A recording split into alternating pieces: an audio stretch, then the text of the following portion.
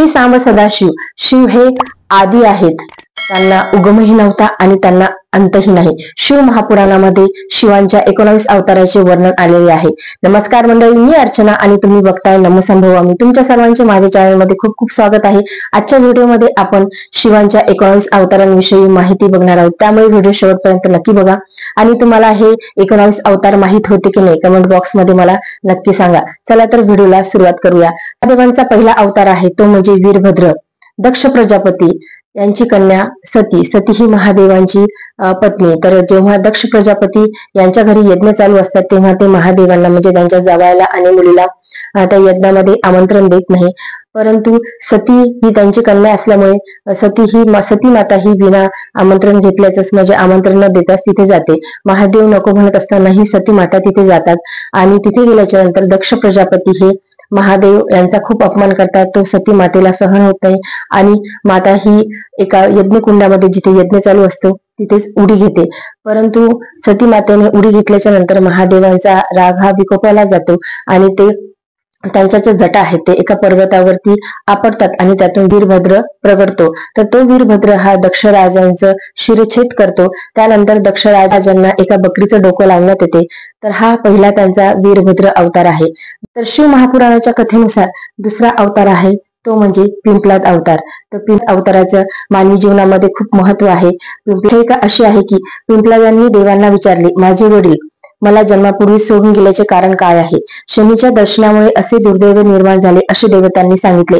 हे ऐकून पिंपलादांना खूप राग आला आणि त्यांनी शनीला नक्षत्रातून पडण्याचा शाप दिला। त्याच्या निमित्तावरून पिंपलादांनी शनीला माफ केले आणि सांगितले की जन्मापासून ते 16 वर्षांच्या मुलापर्यंत शनीनी कुठलाही त्रास देणार नाही, शनीपासून कुठलाही नुकसान हे त्या मुलांना होणार नाही। त्यापासून पिंपलादांचे नुसते स्मरण जरी केले तरी देखील शनिदोष हा दूर होतो। आणि पिंपलाद हे नाव शिवपुराणानुसार पिंपलाद हे नाव स्वतः ब्रह्मदेवांनी ठेवलेले आहे। भगवान शंकरांचा तिसरा अवतार आहे तो म्हणजे नंदी अवतार।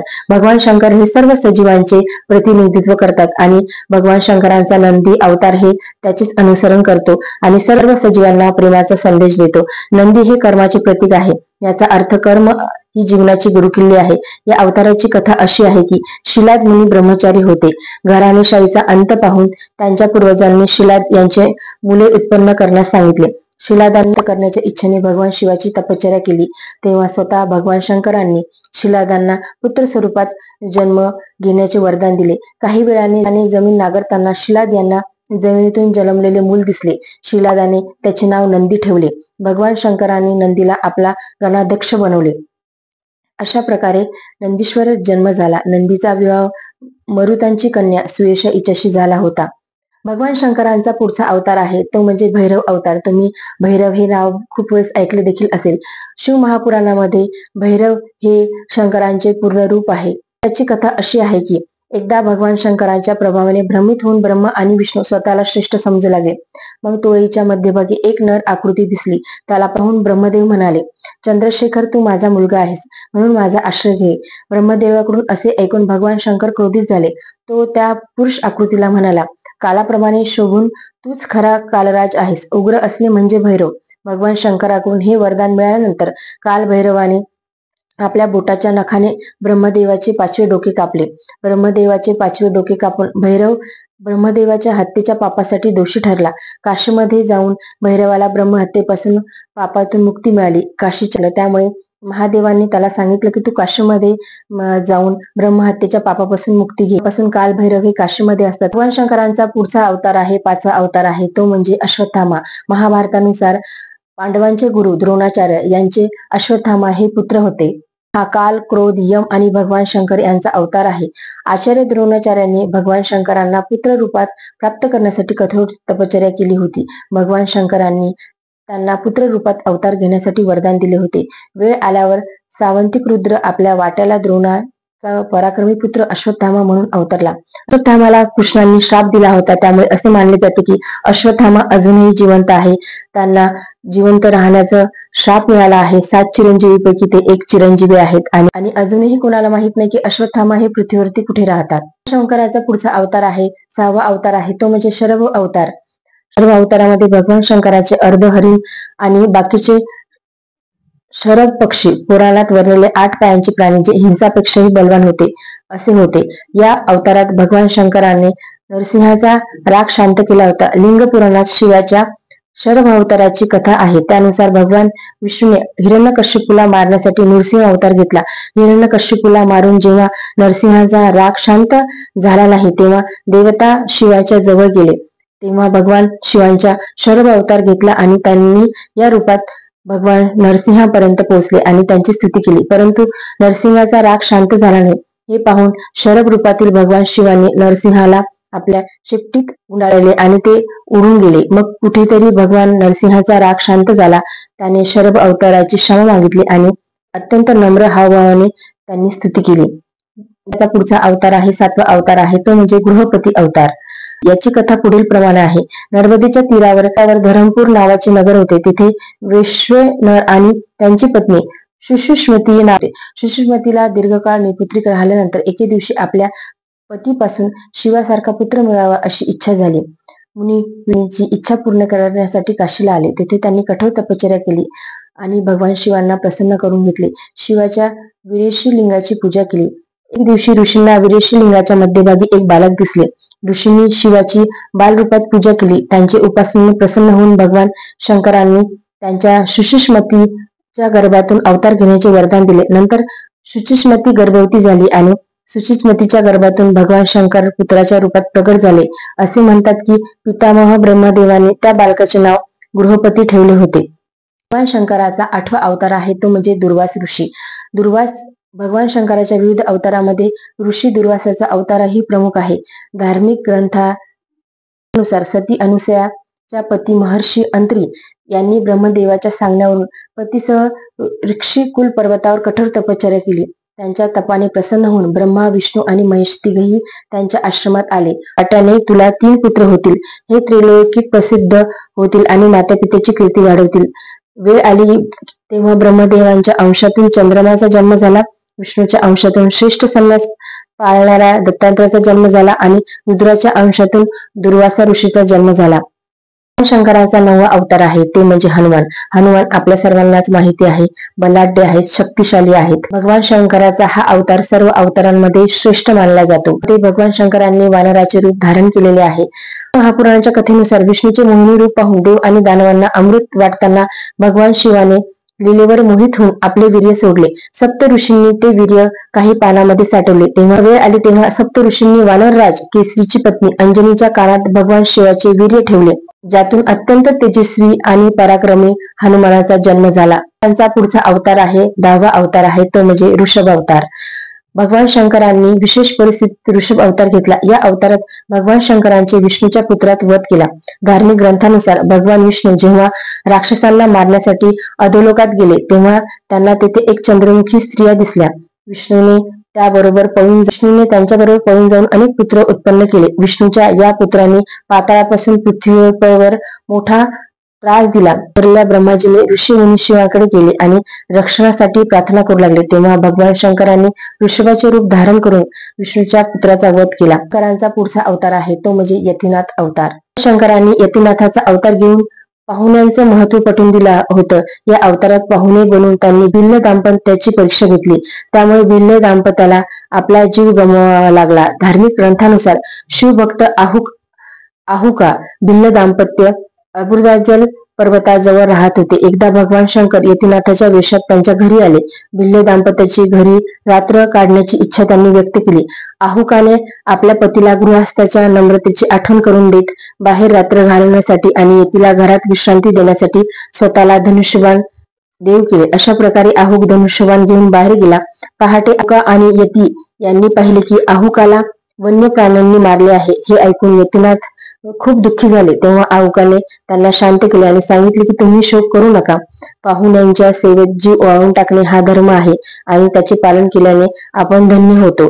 जेव्हा आहुका आपल्या पतीच्या चितेत जळू लागली शिवाने तिला दर्शन दिले आणि पुढच्या जन्मात तुझ्या पतीला भेटण्याचे वरदान देखील दिले. शंकरांचा 12वा अवतार आहे तो म्हणजे कृष्ण दर्शन अवतार. या अवतारामध्ये भगवान शंकरांनी धार्मिक कार्याचे महत्व सांगितले आहे. भगवान शंकरांचा हा अवतार पूर्णपणे धर्माचे प्रतीक आहे. तर धार्मिक ग्रंथानुसार याची कथा अशी आहे की राजा नभागाचा जन्म इक्षुकुशाच्या श्रद्धेदेवाच्या 9व्या पिढीत झाला होता. जेव्हा ते अभ्यासासाठी गुरुकुलातून परतले नाही तेव्हा त्यांच्या भावांनी राज्याची विभागणी केली. ही बाब नभभागाला कळताच तो वडिलांकडे गेला. पित्याने नभागाला सांगितले की यज्ञ करणाऱ्या ब्राह्मणाची आसक्ती दूर करून त्यांचा यज्ञ पूर्ण करून संपत्ती मिळवावी. त्यानंतर यज्ञभूमीवर पोहोचल्यानंतर नभागाने वैश्यदेव सूक्ताचा स्पष्ट उच्चार करून यज्ञ केला. अंगारिक ब्राह्मण नभाला यज्ञ अवेश धन देऊन स्वर्गात गेले. त्यावेळी कृष्ण दर्शनाच्या रूपात शिव प्रगटले आणि म्हणाले की यज्ञातील उरलेल्या संपत्तीवर त्याचा अधिकार आहे. जेव्हा झाला तेव्हा कृष्ण दर्शनाचे रूप असलेले भगवान श्रीकृष्णाने वडिलांकडून निर्णय घेण्यास सांगितले. भागाने विचारल्यावर श्रद्धदेव म्हणाले, तो मनुष्य शंकर हा देव आहे. यज्ञातील उरलेली वस्तू त्यांच्या मालकीची आहे. त्यांचे म्हणणे मान्य करून नभागाने शिवांची स्तुती केली. भगवान शंकरांचा 13वा अवतार आहे तो म्हणजे अवधूत अवतार. अवधूत अवतार घेऊन भगवान शंकरांनी इंद्रांचा अहंकार दूर केला होता. तर याची कथा अशी आहे की धार्मिक ग्रंथानुसार एकदा बृहस्पती आणि इतर देवतांसह इंद्र शंकराचे दर्शन घेण्यासाठी कैलास पर्वतावर गेले होते. इंद्राची परीक्षा घेण्यासाठी शंकराने अवधूताचे रूप धारण करून त्याचा मार्ग रोखला.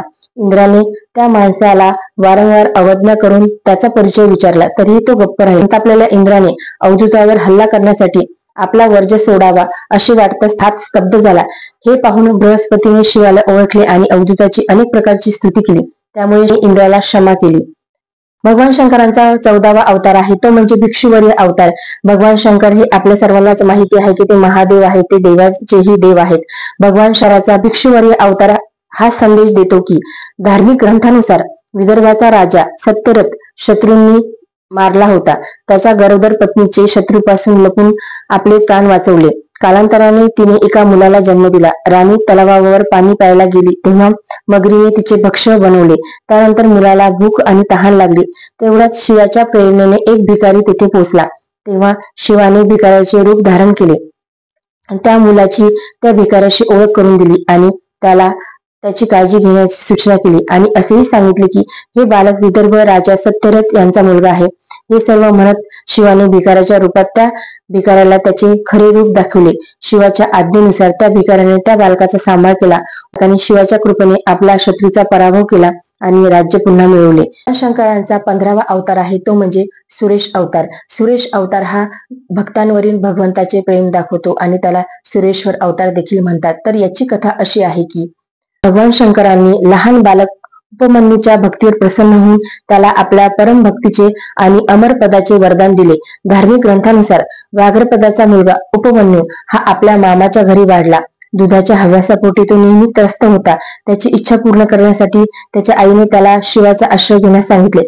यावर उपमन्यू जंगलात गेला आणि ओम नमः शिवाय म्हणू लागला. शिवाने सुरेश्वराचे म्हणजेच इंद्राचे रूप धारण केले आणि दर्शन दिले आणि इंद्र म्हणजे जे शिवरूपामधील इंद्र होते ते शिवाची अनेक प्रकारे टीका करू लागले. यावर उपमन्यू रागावला आणि इंद्राचा वध करायला उभा राहिला. उपमन्यूची प्रबळ शक्ती आणि स्वतःवरील अढळ श्रद्धा पाहून शिवाने त्याला त्याचे खरे रूप दाखवले आणि त्याला क्षीरसागर सारखा अविनाशी सागर दिला. त्याच्या विनंतीवरून दयाळू शिवाने त्याला परम भक्तीचे पदही दिले. भगवान शंकराचा 16वा अवतार आहे तो म्हणजे किरात अवतार.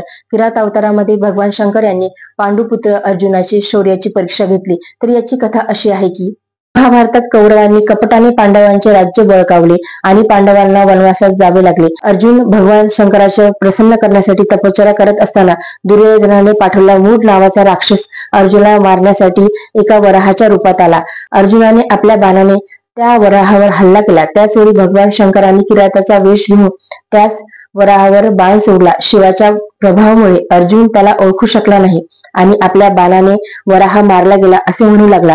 यावरून दोघांमध्ये वाद झाला. अर्जुनाने किरात वेशभूषात करून शिवाशी युद्ध केले. अर्जुनाचे शौर्य पाहून भगवान शिव प्रसन्न झाले. त्यांच्या खऱ्या रूपात आले आणि अर्जुनाला कौरवांचा विजय मिळवून दिला. भगवान शंकरांचा 17वा अवतार आहे तो म्हणजे सुनंतकार अवतार. जेव्हा भगवान शंकर हे सुनंतकांचा अवतार घेऊन म्हणजे एक नर्तक बनून भगवान शंकर हे पार्वतीच्या वडिलांकडे हिमालयांकडे पार्वतीचा हात मागण्यासाठी गेले होते तेव्हाची ही कथा आहे. तेव्हा त्यांनी हा अवतार घेतलेला आहे की पार्वतीचे वडील हिमाचल यांच्याकडे आपल्या कन्येचा हात मागण्यासाठी शिवाने नर्तकाचा वेश धारण केला होता.